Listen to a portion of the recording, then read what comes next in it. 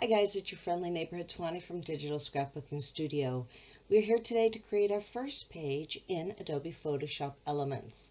I'm using 2022, but use whatever version you've got, right? Alright, let's click on the Photo Editor button on the launch, and that will get us into our workspace. Give it a second to load. Once it loads, if you're on the quick, click over to the Expert. This gets you from primarily photo editing to being able to work with digital scrapbooking stuff, and that's what we're into. Now we could just open, and we'll go over that later, but for right now we're going to start a new page. So click on File, New, Blank File, and you get a pop-up. Now if it's on the default Photoshop element size, change it on the drop-down to Scrapbooking.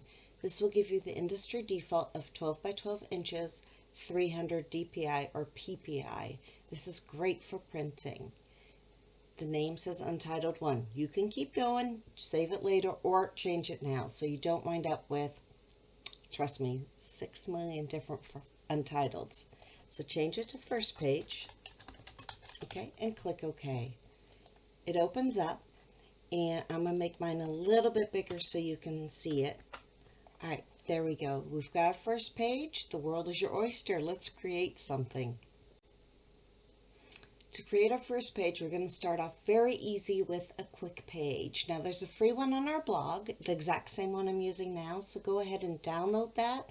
Remember where you've unzipped it, and then hit File, Open, and navigate to that. So this is the Studio Fusion quick page. It is free on our blog, so you can go download it and follow along. Hit Open. You now have two open files. You can see that here, first page, and Studio Fusion quick page. You can also see that here. We've got both our blank file and the quick page. Now if you can't see the photo bin, there's a little button, see it? So click on the photo bin to hide or unhide. And now you've got both of them. I'm going to make both these files the same size so when I switch back and forth it's easy to see. What I'm going to do is go back to the first page we started earlier. So click over on first page either here or down in your photo bin. While you're on this page, click and hold the quick page and simply drag it by click, hold, drag your mouse into your first page. And now we have a copy. You can see in your photo bin, it kind of looks the same. The difference is that this one has an invisible background, and here you've got a visible background. Now what causes that is something called layers. Look at the bottom right of your open workspace and click on layers. And now you can see that your first page has both the blank background we created as well as the Studio Fusion quick page. So let's take a look again. Go down to your photo bin or go up at the top and go to the quick fusion. You see it only has one layer. And go back over to the other one and we've got two layers. So basically layers are like in real scrapbooking, right? When you glue a flower on, it adds a layer to your page. You add a photo on, it's another layer on your page. That's exactly what we're doing here, but digitally. So right now we have two layers. Okay, there are two holes in our quick page. These are for your photos. Let's go ahead and open our photos. File, Open, navigate to where your photos are. Click on a photo, shift click on a second photo, and click Open to open both. You now have 4 open files and 4 tabs at the top of your workspace. Let's go open.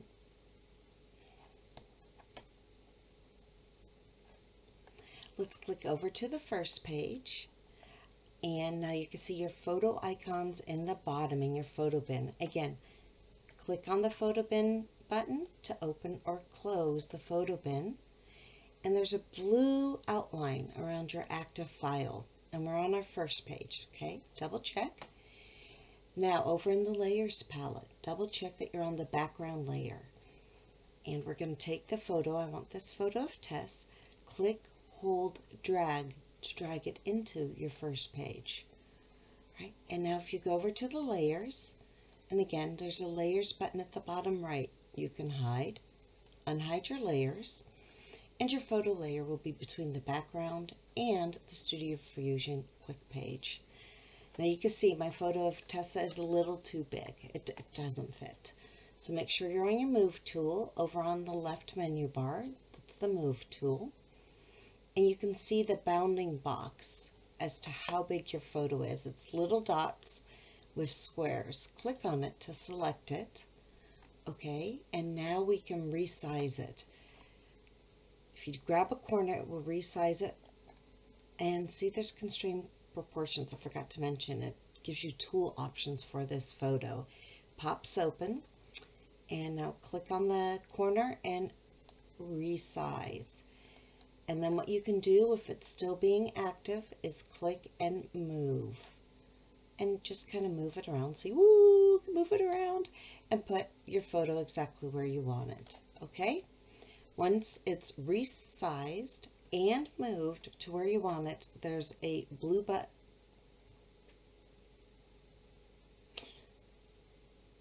Once you've resized and moved it to where you want it, there's a green check mark. Commit the current operation. We want this, so let's click that. All right, that is all done, and see, it is now smaller in your layers palette as well.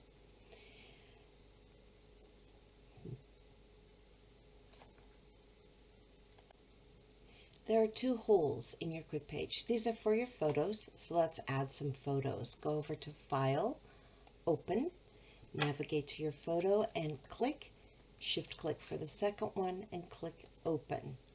You now have 4 open files in your workspace and you've got 4 icons in your photo bin at the bottom.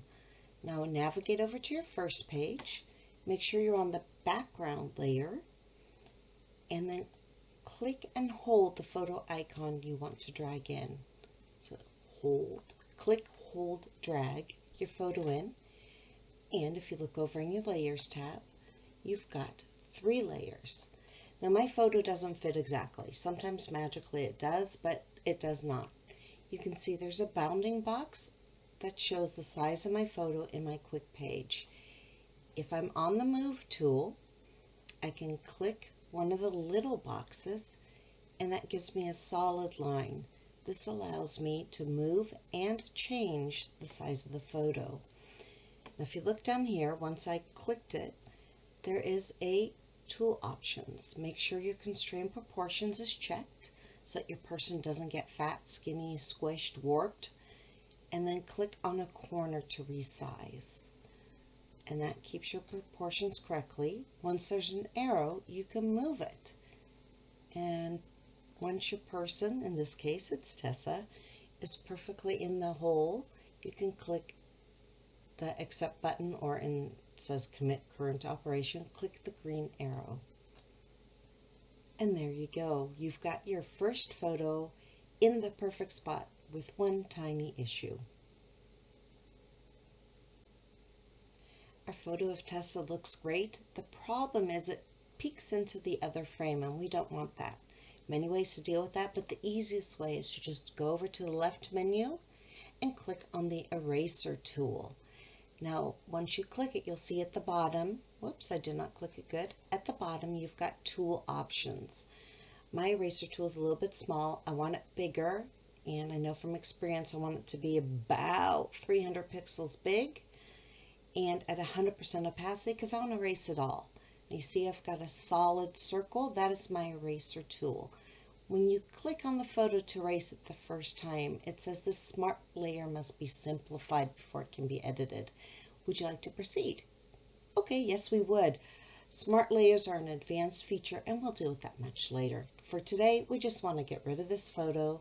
So click onto the photo with your eraser tool and you can see that it erases. You can also click and drag and it erases a little bit faster. And now you see Tessa's photo fits perfectly into the right frame. Now it's time to work on the second photo. So let's go back to the Move tool and go back to the photo bin by clicking on the photo bin at the bottom left, right? And now we're going to pick the other picture of Tessa and we're going to drag, click, drag, hold it into the photo. All right. Now see how it's up top here? Let's go over to the Layers panel. It's above the quick page. We don't want it there. So you can go into the layers panel with your mouse, click and hold, and drag the photo beneath the Fusion quick page. And now it's down there. Here's another little trick. Do that one more time. So in your layers panel, click and hold on your second photo and drag it beneath the first photo. See, now the first photo is perfect, and that means we don't need to erase anything from the second photo. We can just click and select it and drag the size and get Tessa just perfect and get her in there. She's a little bit big. Hold on, let's make her a little bit smaller. All right, and get her into that second photo, and then click the green check mark. And there we go. We have both our photos showing in our holes, and we've created a quick page with our own photos. You can now save your first quick page, share it in our gallery, or print it out, add it to a book, whatever you wish. I use pieces from our LAD, which is a layout a day, Fusion. You're welcome to join our LADs. We have them 6 times a year. They're free. They only require registration in our forum, and you get lots of wonderful prizes such as the papers and elements used to create this quick page.